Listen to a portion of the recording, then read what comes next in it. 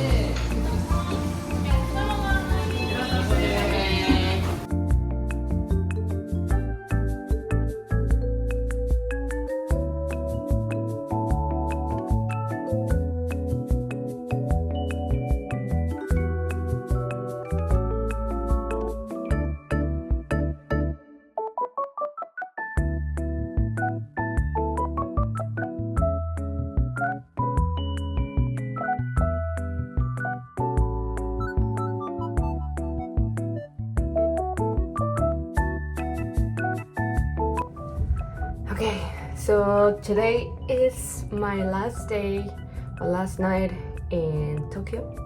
Tomorrow I'm flying back to the US and I'm going to take, my flight leaves around 5 p.m. but I'm gonna leave the hotel at 12 when the checkout happens. And so it's gonna take me like an hour and a half to get to Narita airport, and then I will check in my big luggage. I guess I would just hang in the airport for a little bit, like 2.5 hours until boarding time, and then I'll take my flight. I'm flying to LA, and then in LA I have a layover of 7 hours, and then I'm taking Spirit to Dallas. I don't know why I did that. I'm gonna try to find another flight because I really don't want to fly with Spirit. I don't know, I just haven't heard good things about Spirit, so I don't want this to be like my first time. Is it worse than Southwest? I don't even know. But well. And also because I have to pay extra for the extra bag and all that stuff, but I mean, well, I already paid for that flight. It came in a package with the Hopper app. So that's the trip I chose because it was the cheapest, not the greatest. You already saw how I came all the way here to Tokyo the first time. I have to give you a hair or a scalp update because, you know, I did my scalp treatment and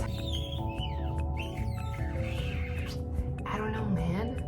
So in my scalp treatment, they diagnosed me with psoriasis, which I'm not entirely sure it's that. I mean, that's what they say, and like she was very confident, and then she asked the expert, like the owner of the salon, and he was like, yeah, that's psoriasis, like have you heard that before, like have you been diagnosed that? And I'm like, no, actually I have been diagnosed with seborrheic dermatitis. The thing is that my hair issues come all the way back since I was a teenager, and this is gonna sound very traumatic, but it's the truth. I used to be obsessed, well, not obsessed, I guess I kind of created my obsession with straight hair because curly hair is very hard to style. At least that's what I thought, or that's what I keep thinking, because it's like a lot of steps, a lot of process and all that. And so I've always been like, I don't really know how to style it. And my mom was like, yeah, and also you look fat with curly hair, you should straighten your hair. I don't like your curly hair, it's just straight. I guess it is traumatic, but I'm Mexican, so I take it, that's fine. And so my mom took me to do like straight perms, and I don't know about you guys, but I don't know about other countries, like especially in Asia, whenever I mention like, oh, I got a straight perm, they're like, oh, how long it lasts? Like probably like a week or so. And I'm like, no, like it's forever. And they're like, what do you mean? And I'm like, yeah, like the only curls that you will see after the perm is the ones that are like growing, like the new hair, but the old hair is gonna stay straight. So I always look funny. I'm gonna insert a picture here, or maybe not, because I look disgusting. But when I was a teen, it was like, oh, curly hair and then straight. If I didn't straighten or did another perm, and so it was crazy. I don't remember how many perms. I think I just block it. It's like a fog now. But I think I did at least 3 perms, and those perms were like 6 to 8 hours long. It was a process, a lot of chemicals, a lot of damage. Dude, after those perms, my scalp, my scalp was reacting to these chemicals, so it kind of like shrank. And so when they apply heat and then the next chemical, it will start opening up. So my scalp will start getting open, and it was, I don't think I'm using the correct grammar here, but doesn't matter. So my scalp will start opening up, and like I will bleed because of those perms. And then after getting those perms, because I bleed and I created like what's the name, a crust. I will scratch my hair, I will scratch my scalp, and then it will bleed more. And so and I will make the problem even bigger. And so it started from there. And then after I decided to stop getting perms, I did stop bleeding like after a year or so, because I tried to control my I'm trying to control my scratching. But sometimes, man, like when the weather was like not great, like super hot or whatever, it was like, why am I so red? I think I'm getting overwhelmed with this story. But yeah, it was not nice. Like it will start itching again, and so I was like scratching and bleeding, and it was very, very bad. And so since then I created this thing that I don't know if it's psoriasis or seborrheic dermatitis. I don't even know anymore. But I mean, so yeah, like my dermatologist told me it was seborrheic dermatitis, and this salon, they told me that specialized in scalp, that it's psoriasis. So I tried a lot of products. Like with my dermatologist, he told me like, yeah, you like this is like by the book, like you have seborrheic dermatitis, like no doubt. And so he prescribed me some shampoos, and he wanted me to follow up. But I did all of this like just because I was about to leave the country, and so I said like I have to fix everything because I was moving to New York, and so I said I have to fix everything right now. And then This was back in 2020, like it was in January or something like that when I went to see him for the first time. And he prescribed me these shampoos, and he said like, okay, you have to use this and this, and then alternate it, and then after you finish these days, you continue using this and this and this. So I kept using those. Like I would tell my family like, please like if you're gonna come visit me, like bring me stuff. But they didn't have to come because either way, you know, the big COVID-19 happened, and so I lost my job because everybody lost their jobs, and so I had to go back to Mexico. And it was like I already had a permit, I already had like everything lined up, and I was about to start working, and then hey, go back. And I'm like, shit. Okay, so I went back. I lost my deposit and all that stuff, but whatever. And then after that, I will stay in quarantine, whatever. And then the summer came, and a lot of weather changes, and my scalp was okay. Like it lasted good for a pretty good time. And so then I moved to Savannah, and then I was there for 2 years. And in my last year, not my last year, no, in the first year in Savannah, motherfucker, weather was so humid. Weather was so humid, like so humid, and summer there fucked me up. Everything came back, and it came back stronger. And so I was like, this cannot be happening to me. And so I had to take a break in December because I needed to renew my visa. So I went back to Mexico, and I went back with him, and I told him like, hey, this is happening.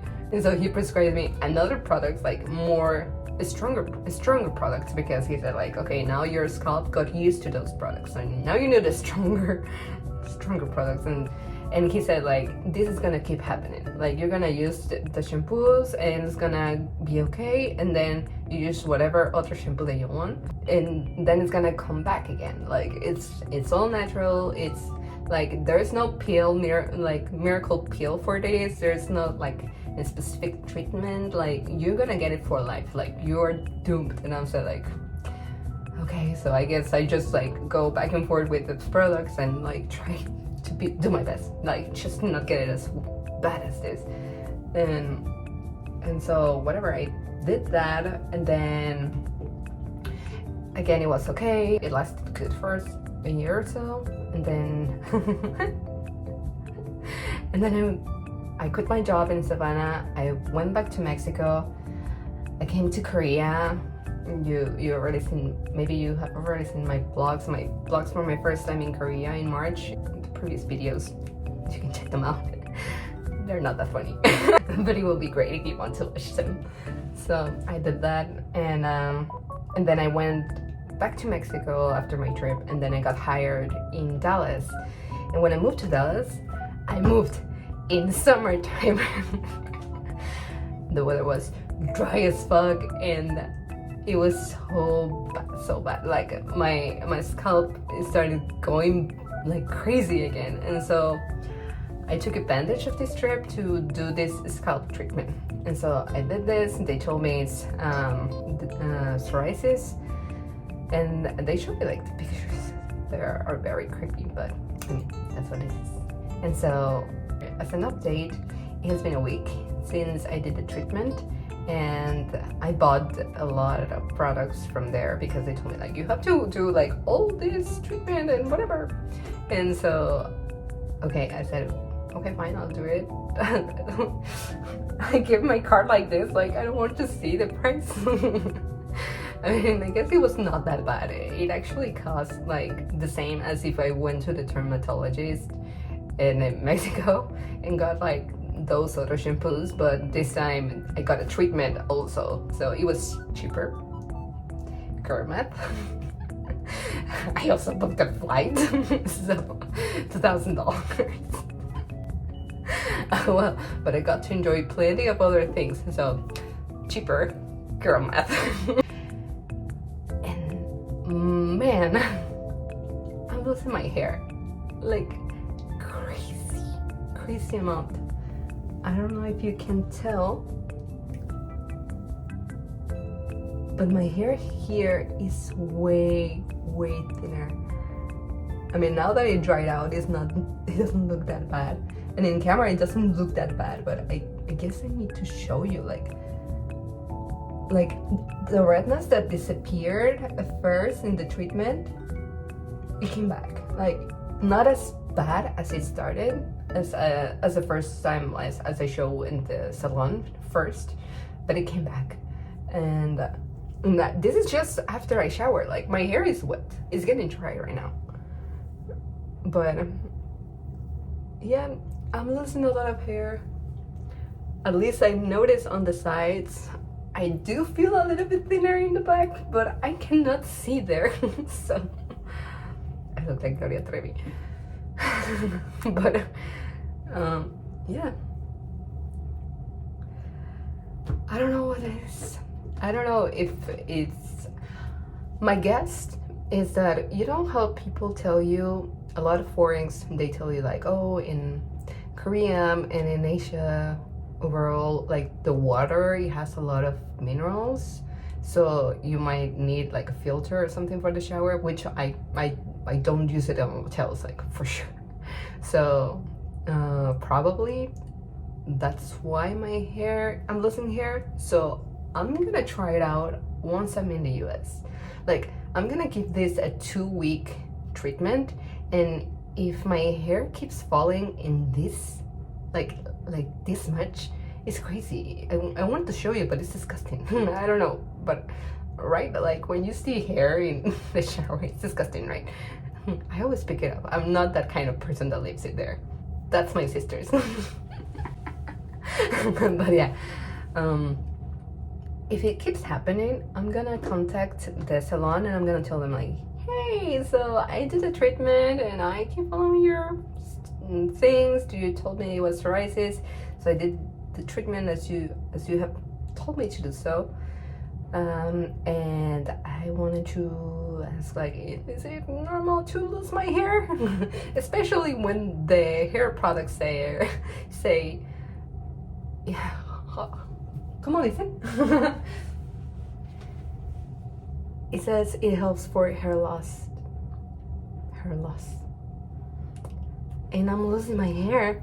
I don't know how that functions. I don't know how that works, but I don't think so, man. So we'll see. We'll give this a 2-week thing, 2-week window. Let's see how it works. I want to give it the benefit of the doubt, but we'll see. Man, I hope it works. I mean, some part of my heart tells me, please be psoriasis. I don't know, man. Like, that dermatologist knows his shit. So I don't know. Let's see. Okay, I need to go do laundry and pack, and so I guess I'll see you later. Bye. I have a big mess in the room right now because I'm trying to like put everything in the suitcase, and well, in the suitcases. So yeah, this is the one that is gonna be checked, and I just wanted to show you what I had to do. I found it very interesting. I mean, this is the first time it happens to me, but maybe because I'm uncultured, I don't know what the fuck. But like, they gave me some of the some of the tax-free items.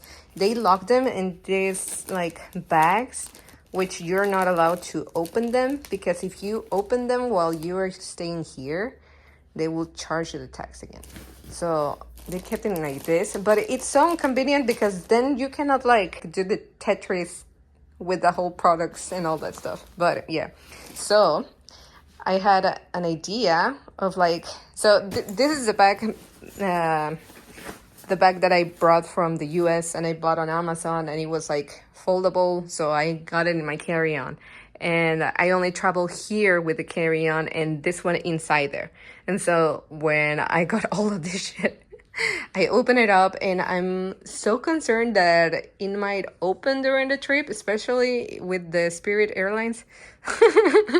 So, like, I'm not concerned about the flight from Japan to LA, but I'm very concerned about the LA to Dallas. Well, also, yeah, when it arrives to LA, I'm pretty sure that they're just gonna throw it around. So I'm concerned about that, but whatever. So what I did is I put my jacket, like my huge jacket, my big coat. I put it inside so it acts like a pocket. And I put the zipper side up and I fold it like a tamalito. And so I got the zipper side up. And so what I'm going to do is I'm going to put all of the products inside. I already put like a vacuum sealed or airtight vacuum seal. Vacuum. I don't know. You know what I mean. The clothes that they were very fluffy, I put them here already. And then I'm putting all the products that I want to keep safe inside the pocket, inside the jacket, which I want to keep all the products safe. I don't know why I said that, but yeah, I'm putting all the products inside, and then I'm gonna zip the jacket, and then I'm gonna zip the bag. So in case this one open or this one's ripped, it's gonna be fine because it's gonna be inside of the jacket, you know? Yeah, I don't really care too much about this jacket. I don't know where I'm gonna use it again. I'm pretty sure I'm gonna use it in Dallas when it's winter time, but anyways. Yeah, I got this. I still have a lot to put inside. I don't know if I'm gonna make it. Probably most of this stuff is gonna go in my carry-on. And I don't know, like I have clothes in the washer machine. So we'll see if I can fit everything. And if this one doesn't weigh more than, 23 kilograms, because that's the limit. And I don't want to pay for overweight. And yeah, so that's my idea. And also I'm going to put a strap that I just bought in the Don Quixote store, like around it this way to like stop it from opening or whatever. And yeah, so we'll see. Hopefully it works. I need to borrow a scale from downstairs from the what's the name, from the lobby, and to see if it actually weighs less than 23 kilograms. If not, I will have to open it and take out stuff, and I don't want to do that, but okay, we're hoping for the best. So I finished my laundry, and now I have to get all of these clothes. I don't know if you can see the dimension of this, but all of these clothes have to fit in this mini carry-on. God damn it. It's official. I'm going back to the US. I don't want to go to work. Dude, my flight from LA to Dallas got delayed by an hour. So now I'm going to be arriving at midnight. Well, yeah, midnight. The midnight between Wednesday and Thursday. And on Thursday, I have to work at 6 a.m. Ah, lovely. But well, whatever, I guess. I made it. I was able to actually put everything in this bag and in my carry-on and in my backpack. I made it.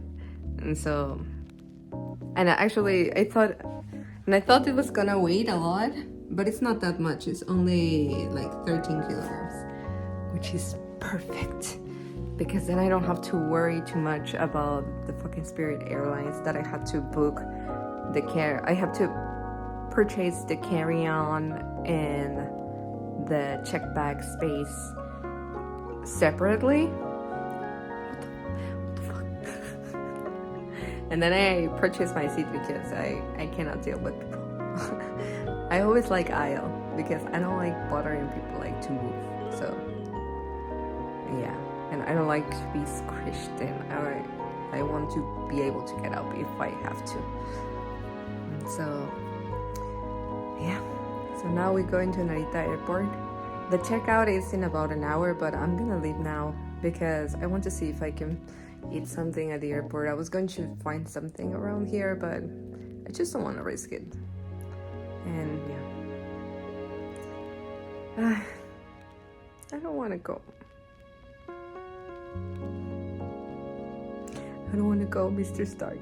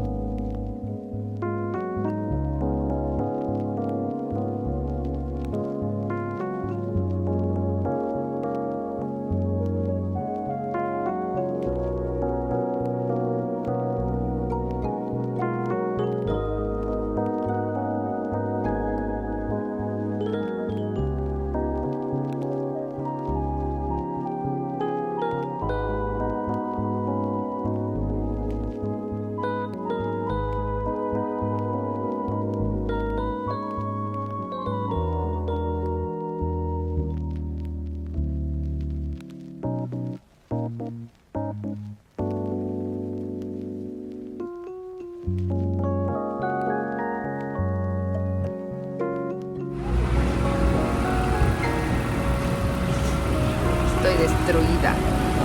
Completely destroyed.